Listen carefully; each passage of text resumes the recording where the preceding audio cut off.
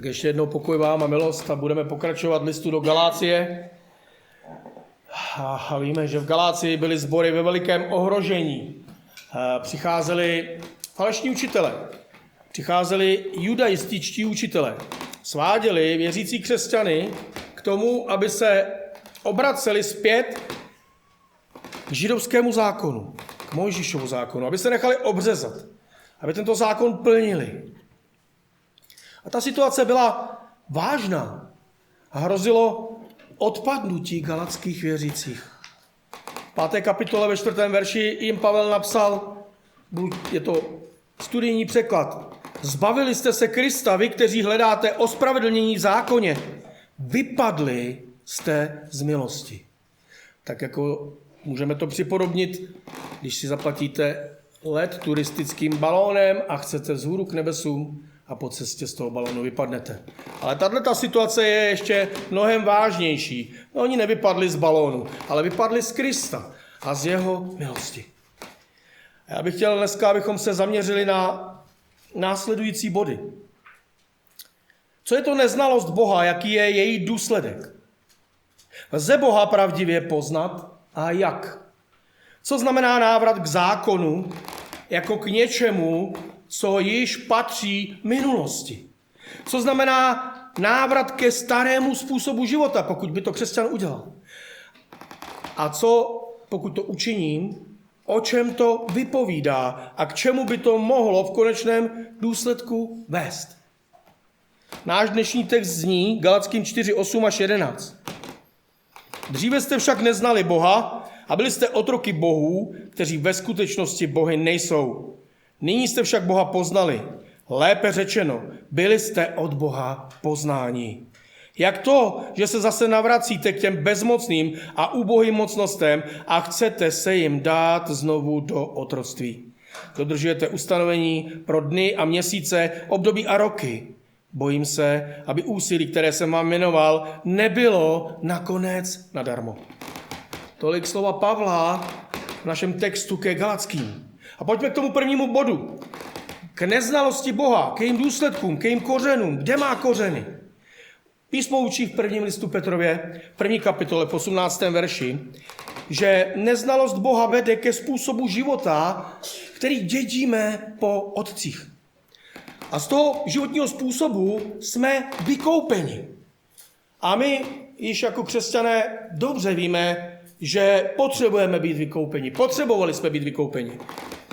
Protože ten způsob života vede ke smrti, k věčnému odsouzení. Petr o tom mluví v 1. i ve 2. listu. Ale kde jsou kořeny tohoto stavu? Kde jsou kořeny? Kde jsou kořeny neznalosti Boha? Tak jako křesťané víme, že jsou ve spouře prvních lidí. Že musíme jít až k Adamovi, až k Evě. Tam, v Adamovi, jsme všichni zhřešili.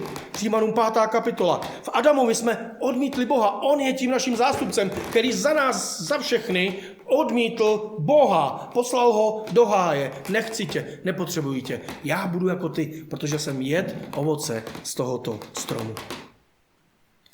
A tak jsme se v Adamovi všichni oddělili hříchem. Můžete proti tomu cokoliv namítat, ale prostě to tak je. Náš praotec, úplně první člověk a jeho žena Eva, hřích je oddělil od Boha a každý potomek, který z nich zešel od té doby, se do tohoto stavu již rodí. Adam odmítl Boží pravdu. Odmítl život v pravdě, podle pravdy. A postavil ten svůj život na tom, co říkal ďábel. Na jeho lži. A co učinil ďábel? Osočil Boha.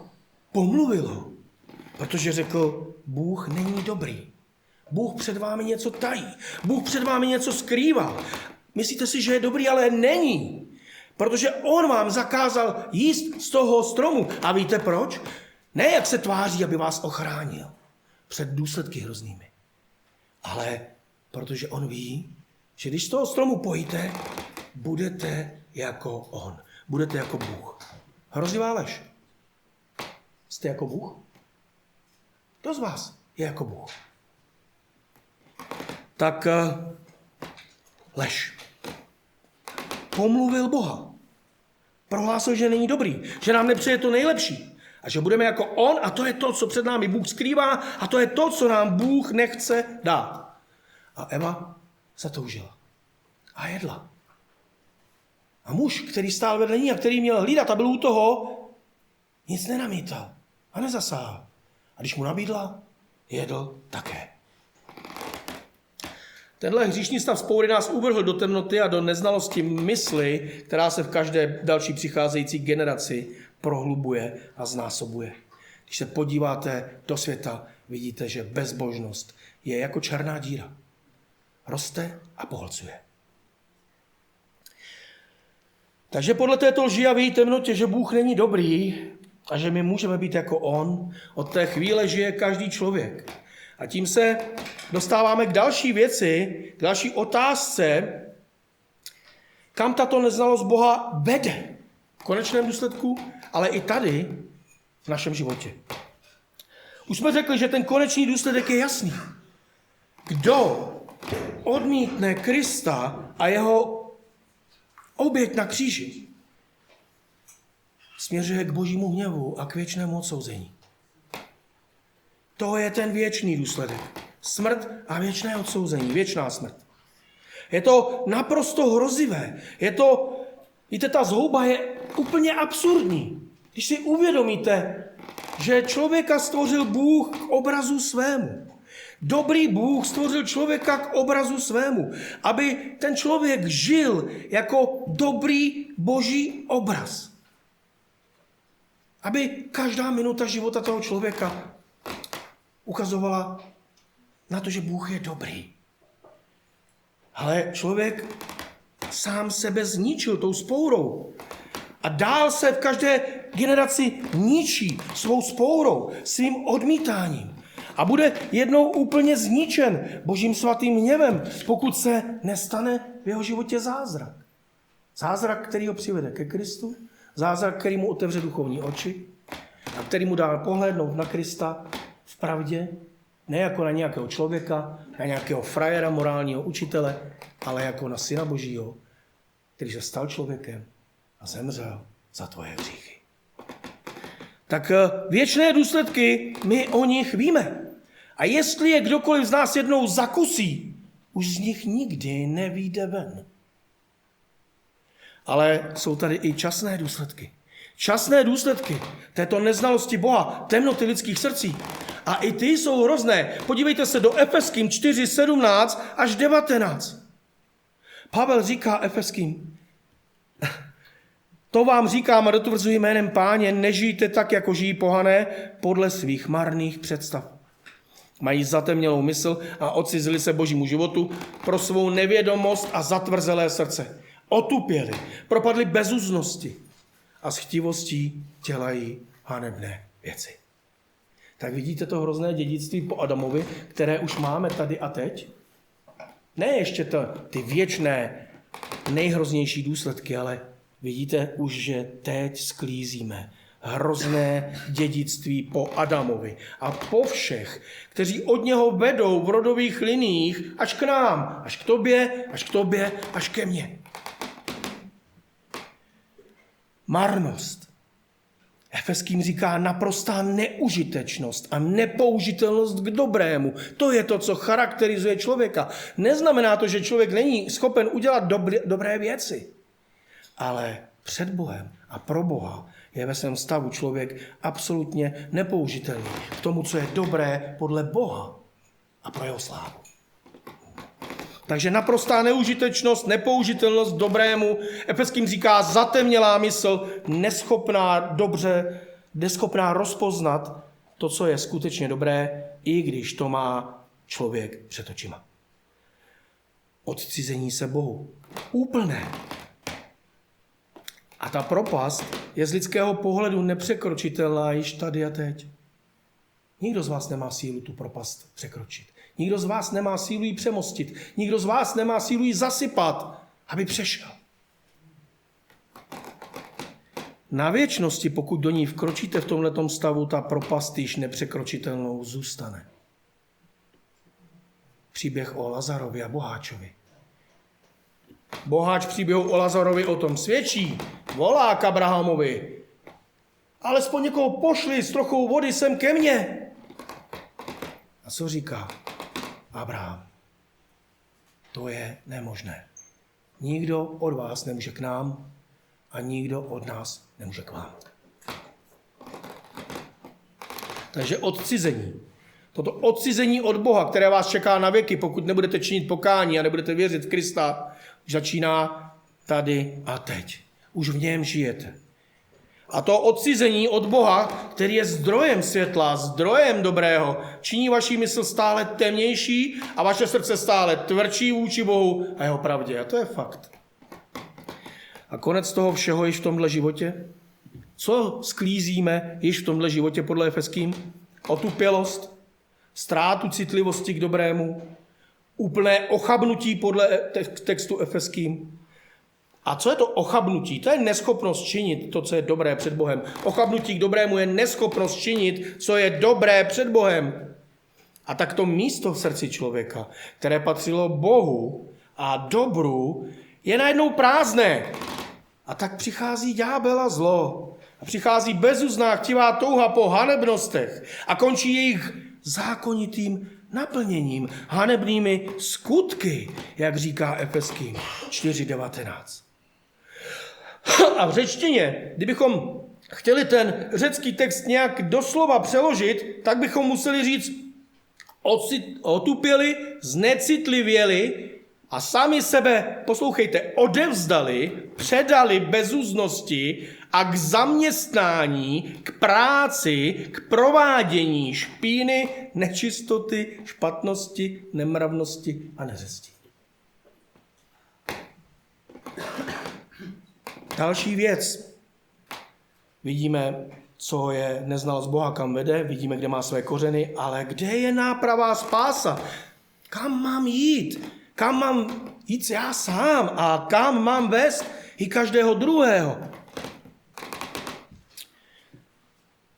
Víme, že abychom z toho byli zachráněni, vysvobozeni, musel Syn Boží v mukách zemřít a prolit svou krev a třetího dne stát z mrtvých. A zapamatujte si to, prosím. To bylo určeno od věku. A písmo říká 1. Petrův 1:18-20. Víte přece, že jste z prázdnoty svého způsobu života, jak jste jej přejali od otců, nebyli vykoupeni pomíjitelnými věcmi, stříbrem nebo zlatem, nýbrž převzácnou krví Kristovou.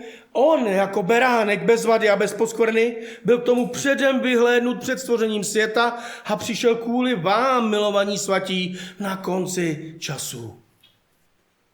Takže beránek, Pán Ježíš. A víte co? Když půjdete do našeho textu Galackým, tak tento Ježíš byl Galackým plně zvěstován. Byl jim plně podle Pavlových slov vykreslen před očima. Kristus ukřižovaný, Kristus zkříšený. A oni ho vírou přijali, Galackým 3:1.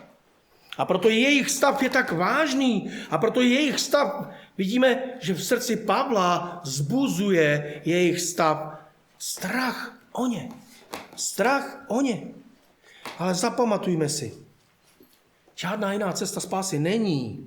Jen jedno jediné jméno, jediný prostředník mezi Bohem a lidmi, Boží syn a syn člověka, Ježíš Kristus. Proto vzhůru k němu. Tam je potřeba jít. A jestli můžeš někoho sebou vzít, tak ho sebou vem. Ať si hledající, nebo znovu zrozený již křesťan, nebo si člověk, který odmítáš evangelium, vybízím tě, jdi ke Kristu, jdi do písma, čti evangelia, poznej Krista, rozkoumej Krista. A možná, že se Bůh smiluje nad tebou. Možná, že jsi zapsán v knize života. A obdržíš ho skrze víru a pokání. A tak Galačtí, přestože jim Kristus byl vykreslen před oči, odcházejí k zákonu. A Ježíš, když půjdeme do Evangelia Janova, do 6. kapitoly, tak tam máme příběh, ve kterém ho většina jeho učedníků opustila. Opustili Krista, odešli. A Pán Ježíš se ptá těch zbylých, 6. kapitole 6, 67, 68. Ježíš řekl 12. I vy chcete odejít? Šimon Petr mu odpověděl, Pane, ke komu bychom šli? Ty máš slova věčného života. A tak, milovaní, úplně ta první aplikace pro vás, pro všechny. Bez ohledu na to, jestli patříte Kristu, nepatříte, činili jste pokání, věříte, nevěříte. Jděte ke Kristu. Jděte ke Kristu. Buďte mu co nejblíž, jděte do písma. Modlete se nad Božím slovem, aby vám ho Bůh otevřel, aby ho napsal do vašeho srdce. Aby vaše přesvědčení bylo stejně pevné, jako je v Janovi 6,67 Petrovo přesvědčení a všech těch, kteří zbyli, kteří neodešli. Aby vaše srdce každý den volalo: Pane, ke komu bych šel? Teď jenom ty jsi život, pravda, cesta a život. Aby o vás platilo to, co říká Petr, že z Boží milosti a z jeho moci jste byli spaseni a že vás střeží víra. Boží moc vás střeží ke spasení skrze víru. Takže neznalost má své důsledky, sklízíme její ovoce už tady. A pojďme se podívat na to, co znamená odejít od Krista. Co to znamená odejít od Krista, pokud už mi byl postaven před oči, pokud jsem ho vyznal, nějakou dobu vyznával. Dostáváme se k zajímavému úseku, který je trochu paradoxem. A jaký je ten paradox? Oni už nebyli podle Pavlových slov v temnotě a v nevědomosti. Ne, že by oni poznali Boha. A je to mnohem úžasnější a mocnější, to, co se jim stalo, protože ta proměna byla zázračná. Sám Bůh Kristu poznal je. Ne, že oni by poznali jeho, ale sám Bůh Kristu poznal je. Náš text říká v 9. verši: Nyní jste však Boha poznali, lépe řečeno, byli jste od Boha poznáni. Jak to, že se zase navracíte k těm bezmocným a ubohým mocnostem a chcete se jim dát znovu do otroctví? Tak zastavme se u toho, že byli poznáni Bohem. A je to tak, protože Bůh byl aktivní a jednal v jejich spáse. To on se jim dal poznat ve svém synu Ježíši Kristu. To on jim poslal Pavla, aby jim ho zvěstoval. Do té doby o něm vůbec neslyšeli, o nějakém Kristu, o nějakém kříži, o nějaké spáse. Takže Bůh jedná. A haleluja, Bůh jedná. A jak to Bůh dělá? A jak se Bůh dává poznat? A nebudeme nyní mluvit o obecném zjevení, které máme v Římanům 1. kapitole. Když lidé hledí na stvoření a nemají výmluvu. Ale půjdeme rovnou ke spasitelnému zjevení Boha. Židům 1. kapitola. Mnohokrát a mnohými způsoby mluvil kdysi Bůh k otcům v prorocích. Na konci těchto dnů k nám promluvil v synu, jehož ustanovil dědicem všeho a skrze něhož učinil i věky. On je září jeho slávy a otiskem jeho podstaty a všechno nese svým mocným slovem. Když skrze sebe vykonal očištění od našich hříchů, posadil se po pravici majestátu na výsostech. Židům 1. kapitola, 1. 4 verše, 3 verše. Takhle to Bůh dělá. Takhle to Bůh dělal. Od chvíle, kdy vykázal Adama s Evou z ráje. Čtěte písmo. Čtěte. Omlouvám se. Prvních pěkných Mojžíšových. Čtěte proroky. Čtěte starý zákon. Čtěte nový zákon a uvidíte linii spásy, která je odhalovaná. Až vyvrcholí v tom zjevení na kříži, na Kristu, který tam je ukřižován, aby vykonal očištění ne od svých hříchů, ale od našich. Takhle to Bůh dělá. A v Galackým 4.9 to slovo poznání řecké skutečně znamená osobní, intimní poznání, znamená blízkost. A když se tohle slovo používá ve vztahu k Bohu, že Bůh někoho poznal, tak to také znamená vyvolit někoho, zamilovat si ho. Pavel tedy nepochybuje o tom, že píše znovu zrozeným křesťanům, přestože oni se vracejí k zákonu, úplně zapomněli na Krista, podle jeho slov vypadli z milosti, Pavel nepochybuje, že píše znovu zrozeným křesťanům a v tom je naše naděje. Ale právě proto také je tolik udiven a tak tolik rozechvělý ve svém srdci. Jak to, že se zase navracíte k těm bezmocným a ubohým mocnostem? To je ten paradox. Pavel vědomě používá argumentaci protikladů, připomíná Galackým jejich temnou minulost, připomíná jim jejich temnou minulost, aby si uvědomili jedinečnost Božího zjevení v Kristu, které jim bylo dáno. Záměrně argumentuje tak, že pojmenuje vytáhne ten paradox na světlo. Paradox toho, že adresáti jeho listu mají plné světlo Kristova evangelia. Podle Pavel věří, že jsou znovu zrození a přesto se vracejí zpátky do tmy a do otroctví. A tak na příkladu Galackých se nám dostává úplné poznání toho, jak vzácné je evangelium, jak moc je ohrožené v tomto světě, jak moc je ohrožené evangelium v tomto světě, jak moc musíme být obezřetní. Stojí proti nám 3 okruhy pokušení, svodu proti křesťanům. Jsou to tělo a jeho touhy, svět lidí jako systém myšlení, jako systém, který se zbouřil proti Bohu, a za třetí svět demonických sil v čele s ďáblem, který je protivníkem Božím. A tyto oblasti se vzájemně doplňují. A teologové 2000 let hledali, která z těch oblastí je pro člověka nejnebezpečnější, ale žádnou z nich nemůžeme označit za nejnebezpečnější a ty druhé za jako dobrý. Oni se prolínají, oni se doplňují tyto věci, tyto oblasti, tyto útoky a pokušení a svody. Nebezpečnost těch tužeb těla vychází zejména z toho, že jsou ty touhy přímo ve mně, přímo v nás a budou, dokud zde ta padlá těla nezanecháme. To je jejich nebezpečnost.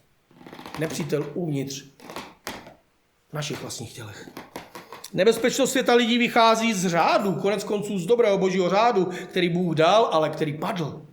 Lidé jsou prostě stvořeni k tomu, aby žili v obecenství, aby uzavírali manželství, aby měli rodiny, aby vytvářeli komunity a byli prostě spolu provázáni a spojeni. To Bůh tak chtěl, ale znovu celý ten systém padl. Nebezpečnost duchovního světa potom tkví v tom, že Satan je nazýván Biblí bohem tohoto světa. Jeho vláda je omezená, my to víme. Může jenom to, co Bůh dopustí, to, co mu Bůh dovolí, my to víme. Přesto je ale Satan dočasně vládcem světa. Víme, že dnes již je veřejně odhaleným na kříži. Je také poražený na kříži. Ale pořád je označován písmem jako Bůh tohoto světa. Dočasný. Neprávoplatný, nepravý, falešný. A vrah. A v tom je ta nebezpečnost. A Petr napsal první list, 5. kapitola, 8. verš. Buďte střízliví, buďte bdělí, váš protivník ďábel obchází jako lev řvoucí a hledá, koho by pohltil. A to je to, co Galačtí zapomněli. Petr nás varuje a vybízí k odhodlanosti a střízlivosti. Máme se celé upnout k naději v Kristu, nespustit z ní srdce. 1. kapitola, verše 13, 14. A i to Galačtí hrubě podcenili. Neučinili to. A jestli se to stalo jim, může se to stát i nám. Takže adresáti Petrova listu byli za nějakých okolností k něčemu pokoušení. A my víme, že šlo o pronásledování. A víme, že pronásledování má svoje vlastní pokušení, svoje vlastní úskalí, o které se můžeme rozbít. Ale zapamatujme si prosím jednu věc. A já ji řeknu, doufám, dost jednoduše a jasně. Cílem všech okolností a všech sil, které bojují proti evangeliu a proti svatým, je vždy to samé. Jen jeden cíl mají všechny tyto věci. Zničit víru v Krista ve vašich srdcích a vás od Krista odtrhnout. To je stejné jako u toho svodu judaistických učitelů v Galácii, tak i u pronásledování, které prožívá církev v prvním listu Petrově. Má to jen jeden jediný cíl. Zničit víru ve vašich srdcích a odtrhnout vás od Krista. A my víme, že pokud patříme Kristu, není to možné. A na druhou stranu také víme, že když se Kristus začneme jakýmkoliv způsobem vzdalovat a odcházet od něj, přijdou v tomto časném světě důsledky a ty nebudou dobré. Jen jeden jediný cíl mají všechny tyto věci, ty 3 okruhy pokušení. Odtrhnout vás od Krista. Je jedno totiž, kam a jakým směrem od Krista odejdete, nebo budete odtrženi. Pryč od Pána Ježíše je pryč od Pána Ježíše. A tak odejít od něho znamená vždycky odejít do bezmoci a vždycky zpátky do otroctví. A jedno, kam půjdeš. Jestli půjdeš k Budhovi, k Marxovi, k Trumpovi, je to jedno.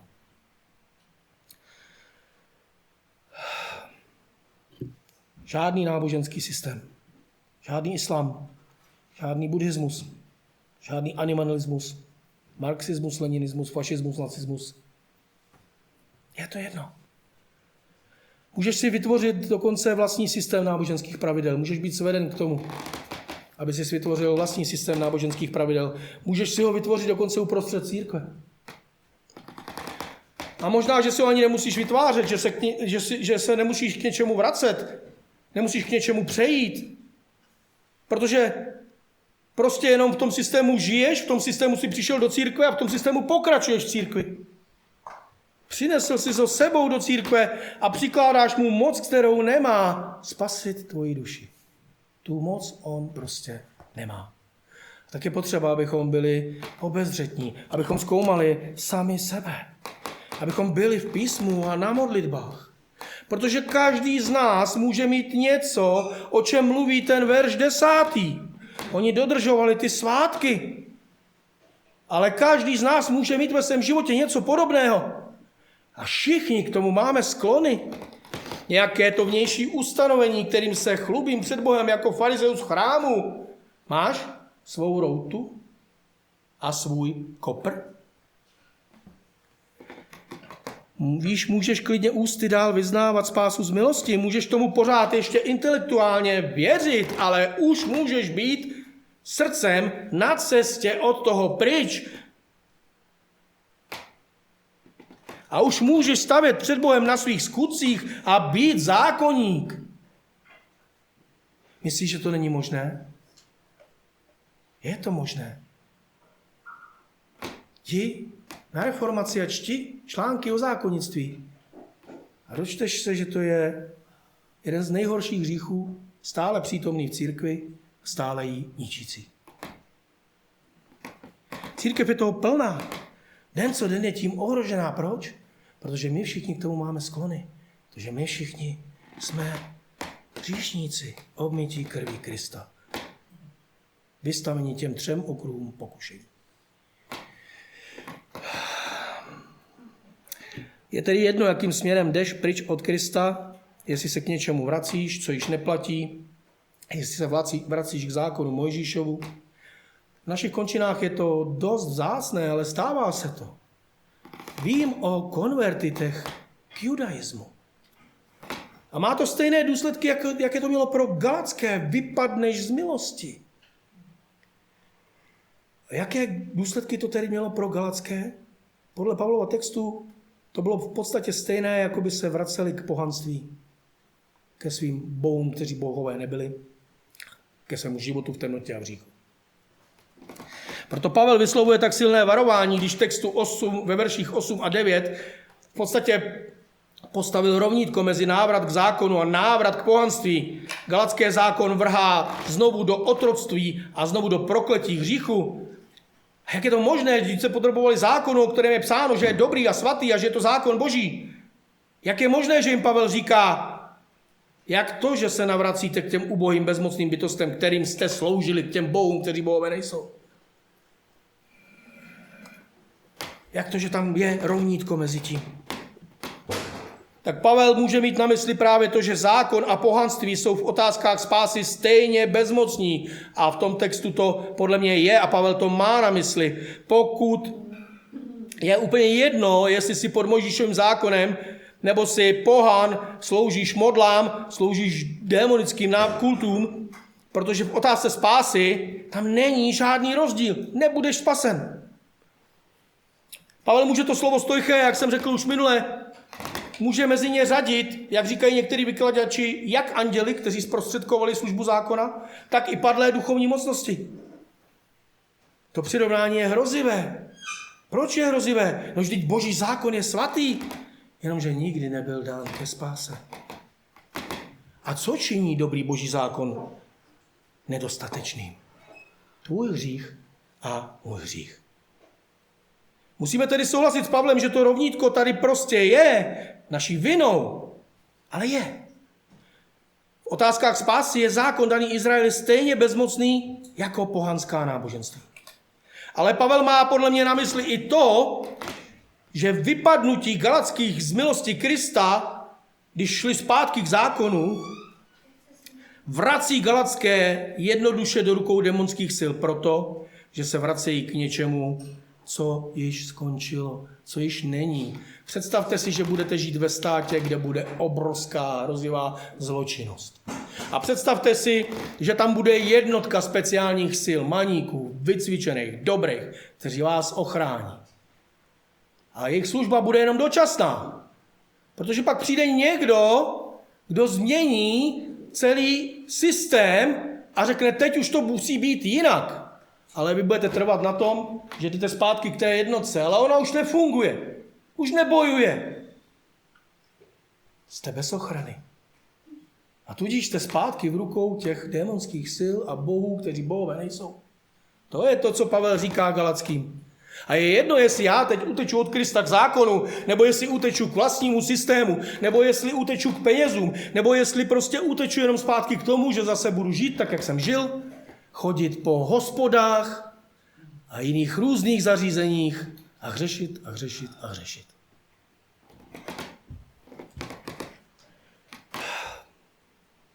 Zákon Izrael jako dozorce střežil a vychovával až do příchodu Krista. Jeho služba prostě v Kristu skončila. Nemohou se vracet k tomu, co není. A jestli se k tomu vracím a lpím na tom, i když to není, pak jsem blázen a můžu si na krk pověsit zajčí pacičku a míra mé ochrany bude úplně stejná. Vraceli se k tomu, co v jejich životě bylo, ke službě bohům, kteří bohové nejsou, do područí démonů, hříchu a smrti, jednoduše proto, že zákon už svou službu nevykonával v tu dobu. Skončil s Kristem na kříži. I když ještě do zničení chrámu, aby to bylo všem naprosto jasné, uplynuly desítky let. Takže je jedno, kam a k čemu pryč od Krista odcházím. Je tolik nebezpečí ve světě, tolik směrů, kterými lze odejít od Krista, tolik cest, které vedou do Říma.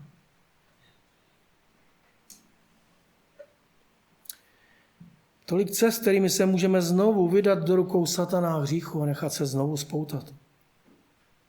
Což neznamená, že ztratíte spasení. Ale pomyslete na Samsona. Pomyslete na Samsona.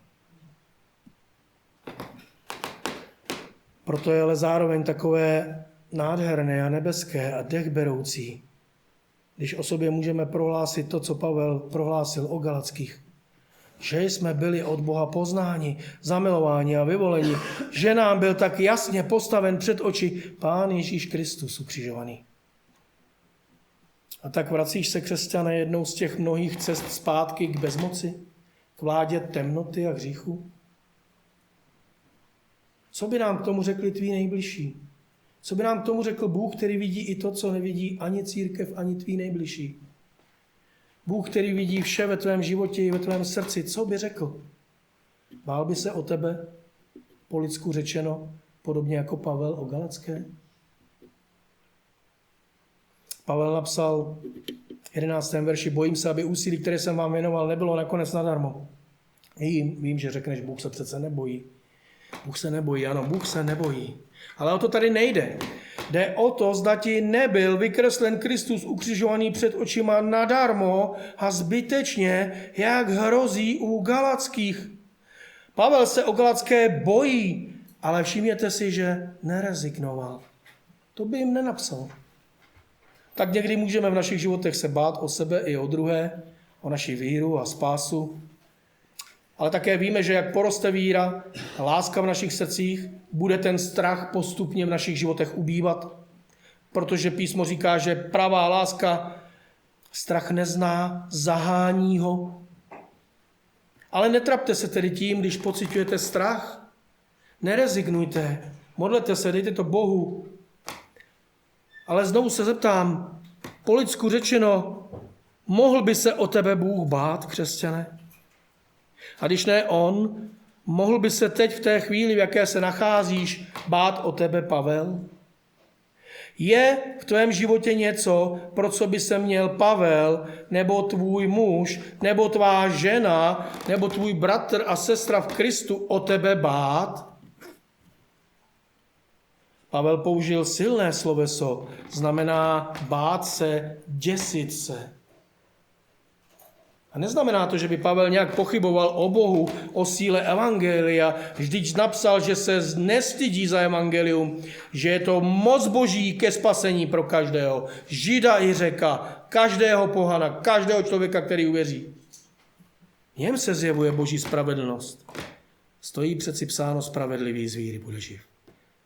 Tak Pavel nepochybuje o evangeliu. Přesto použil to sloveso, které znamená děsit se. Děsím se o vás. Zároveň víme, že Pavel všechno činil ve svém životě pro evangelium. Kolik toho vytrpěl. Nakonec pro evangelium i umřel mučednickou smrtí. Proč Pavel používá tak silné sloveso? Ano, Pavel chce zdůraznit vážnost situace v galackých sborech. Chce, aby jeho napomenutí bylo přijato tak, jak má být, jako vážné a přísné. Protože jde o vážné věci. Jak jsem řekl, podle verše 11 začali dodržovat nařízení pro dny, měsíce a roky. Většina vykladačů mluví o ustanovení podle židovských obyčejů a svátků, ale milovaní, ten problém není v samotných těch věcech. Je to stejný problém, jaký jsme slyšeli od bratra Gabriela v úvodu. Je jedno, jestli nařízení pro dny, měsíce, roky, nebo odezdávání máty, routy, kopru, nebo 5krát denně zdrávas. Ten problém není v samotných těch věcech, ale v tom, o čem mluvil bratr Gabriel v lidském srdci. Jak jsem řekl, to nikdy nepřestane být sváděno pokušením mít něco svého. Čím si nakloním Boha, donutím ho, aby mne přijal. Mít něco svého. To pokušení je velmi silná, je tady už od Adama. Už Adam s tím začal s Evou, budeme o tom mluvit. Ale v podstatě, pokud takhle jednáme, pokud podlehneme té touze mít před Bohem něco svého, tak jsme úplně stejní zoufalci a konáme stejnou marnost a stejnou pošetilost. Snažíme se zakrýt svoji duchovní nahotu a svůj hřích, skrýt se před Bohem, dělat, že nejsem a ani on není. A je to stejná pošetilost, jakou čteme v Genesis. A dostaneme se k tomu.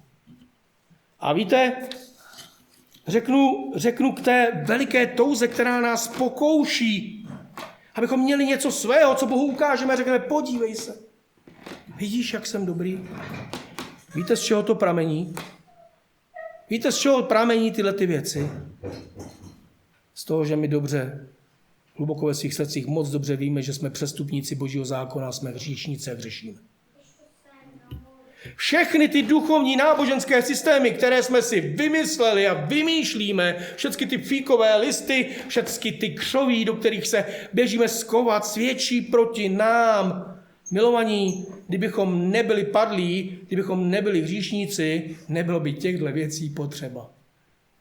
Nebyl by potřeba fíkový list. Nebylo by potřeba křoví, ve kterém se skryju. Nebylo by potřeba žádného náboženského systému, se kterým předstoupím před Boha, aby koukal, jaký jsem pašák.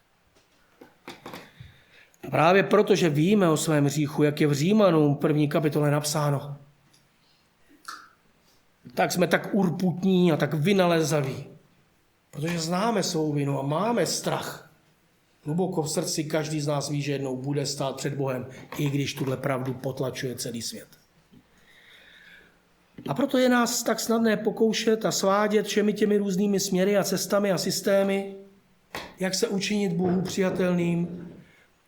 Proto a pro naši pýchu je také pro nás velmi těžké spolehnout se na pouhou Boží milost a přijmout ji vírou. Jsou to dvě věci, které nám brání přijmout dětskou vírou pouhou Boží milost a spolehnout se pouze jen a jen na ní. Jsou to dvě věci. To, že víme o své vině a máme strach, a to, že jsme ve svém pádu ještě také pyšní. Víte, od Adama uplynulo mnoho tisíc let a bylo zde mnoho generací, abychom se v tom všem v úvozovkách zdokonalili. A poslouchejte, jak to Adam, jak to lidstvo začalo. Genesis 3:7. Oběma se otevřeli oči. Poznali, že jsou nazí. Spletli tedy fíkové listy a přepásali se jimi. Tu slyšeli hlas Hospodina Boha procházejícího se po zahradě za denního vánku. I ukryli se člověka a jeho žena před Hospodinem Bohem uprostřed stromoví v zahradě. Vidíte tu marnost, tu pošetilost? A proto i Pavel o marnosti mluví, o tom, že všechno jeho úsilí snad přeci nepřijde vniveč. A Pavel použil znova sloveso, které je velmi silné, znamená unavit se, vyčerpat se, pracovat usilovně a znamená to trápit se, pracovat s určitou mírou utrpení. A to vše ukazuje na to, jak moc se namáhal a jak jsou věci vážné. V konečném důsledku totiž každá snaha zakrýt svůj hřích dodržováním vnějších věcí a každá cesta od Krista pryč je cestou pohrdání. Pohrdáte tak samotným Bohem, znovu se spoléháte nebo začínáte spoléhat sami na sebe a na svou dostatečnost. Ale tím znovu činíte z Boha lháře. Proč? No, protože Bůh trvá na tom, že já i vy jsme neschopní žít podle Božího zákona, dodržet ho, naplnit ho.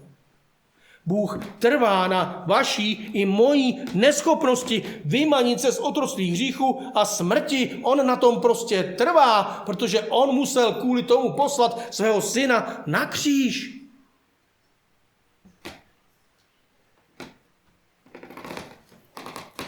Takže všecko je to marnost, bláhovost, hřích a strach z Boha a pýcha a tělesné smýšlení, které nás vede k těmhletěm věcem, které hledá pořád cestu pryč od Krista. I když jsme křesťani, v těch našich tělech to zůstává. A to jsou věci, které se nemohou Bohu líbit podle Římanům 8. kapitoly. Každá taková touha, která nás vede kamkoliv pryč od Krista, k jakémukoliv způsobu zákonnictví, k čemukoliv jinému, do jakéhokoliv křoví, k jakémukoliv fíkovému listu, pochází z těla a je to tělesná touha. Není to cesta Božího ducha. Římanům 8:5-8. Ti, kdo jsou živi podle těla, mají na mysli věci těla, ale ti, kdo jsou živi podle ducha, myslí na věci ducha. Myšlení těla znamená smrt, myšlení ducha život a pokoj. Myšlení těla je totiž v nepřátelství vůči Bohu, neboť se nepodřizuje Božímu zákonu, má ani nemůže. Ti, kteří jsou v těle, myšleno ti, kteří jsou pouze v těle, nejsou znovu zrození, se Bohu líbit nemohou.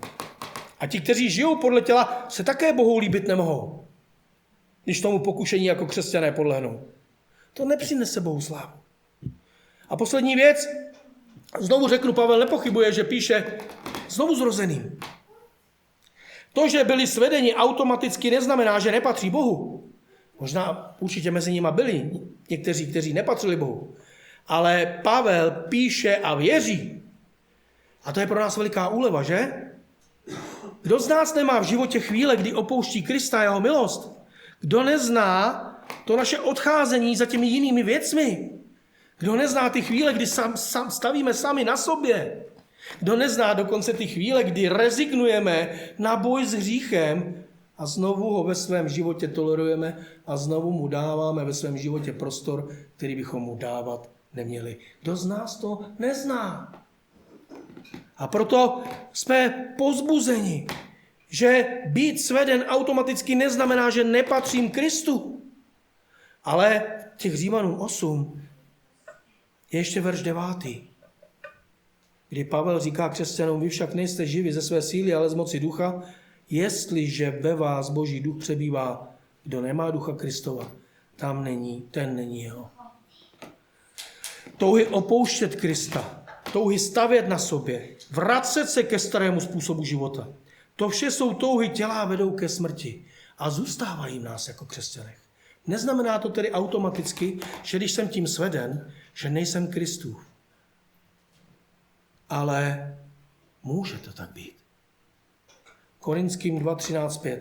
Sami sebe se ptejte, zda v skutku žijete z víry, sami sebe zkoumejte, což nechápete, že Ježíš Kristus je mezi vámi, ledaže jste před ním neobstáli.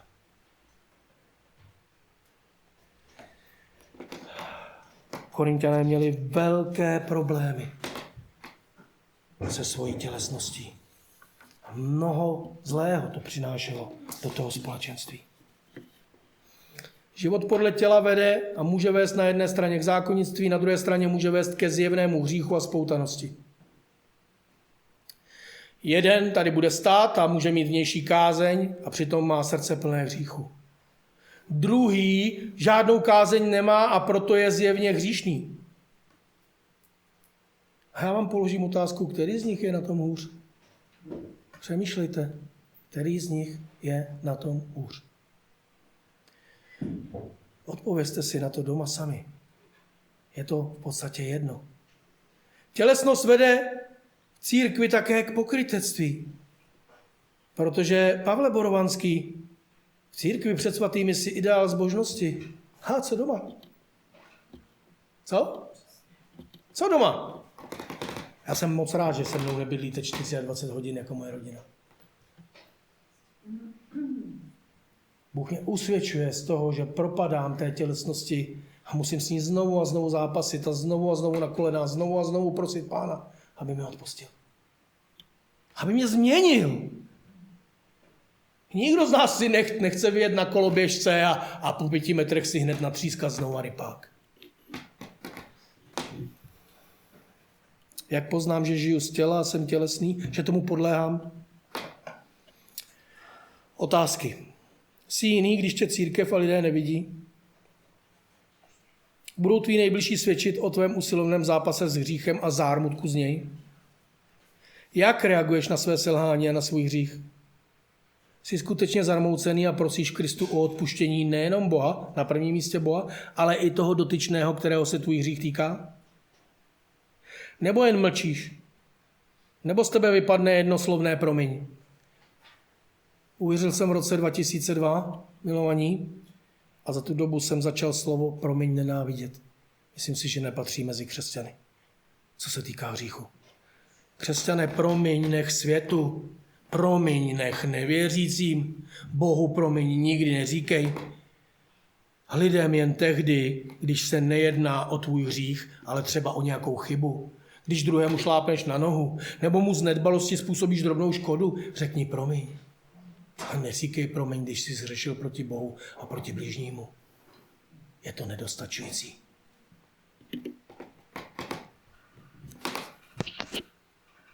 Prosíš o odpuštění ty, kteří jsou pod tvou autoritou? Mužové, prosíte o odpuštění se skutečným zármutkem ty, které Bůh dal pod vaší autoritu? Ženy své? Děti své? Jeden z největších ukazatelů toho, že muž je skutečně zbožný, je to, že dokáže jít i za svou ženou, že dokáže jít dokonce i za tím malým dítětem a přiznat před ním, že je hříšník a říct mu, já jsem zhřešil proti Bohu a proti tobě. A já tebe, můj synu maličkatý, má dcero malá, prosím o odpuštění. A je jedno, do jaké míry tomuto děcko v tu chvíli rozumí. To je totiž o vás a o postoji vašeho srdce. Tak znovu, prosíte ve skutečném zármutku o odpuštění i ty, kteří jsou pod vaší autoritou? Muž svou ženu, oba dva své děti, starší v církvi ovečku, šéf v práci podřízeného. Jsi skutečně ochotný se pokořit a prosit i svou ženu a své malé dítě o odpuštění, anebo se přitom dusíš a utíkáš pryč, abys to nemusel udělat? Nebo máš spoustu řečí a výmluv, nebo svádíš zodpovědnost za svůj hřích na druhé. Já jsem zhřešil, protože tahle okolnost byla moc těžká, protože ty si udělala tohle. Protože ten můj syn, co pak vy nevidíte, jaký je to hrozný syn, jak má tvrdou hlavu a jak má strašlivý sklony k hříchu. No bodeď by neměl, vždyť je tvůj.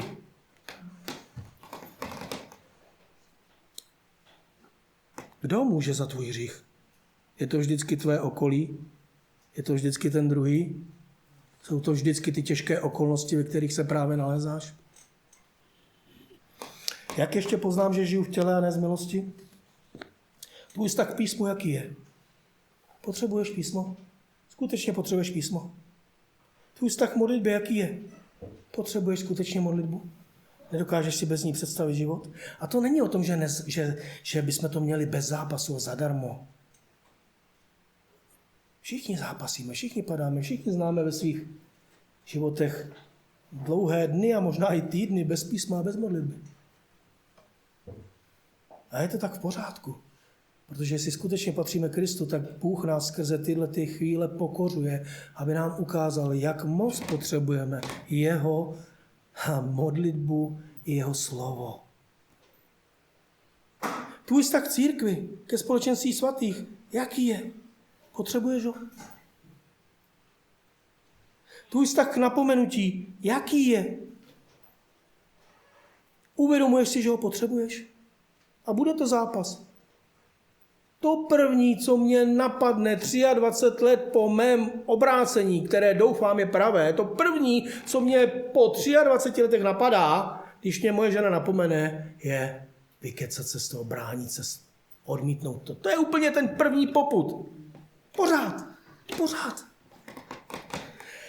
Ale musíš to zlomit a uvědomit si, že to potřebuješ. Nejenom od své ženy, ale od bratrů, od církve potřebuješ.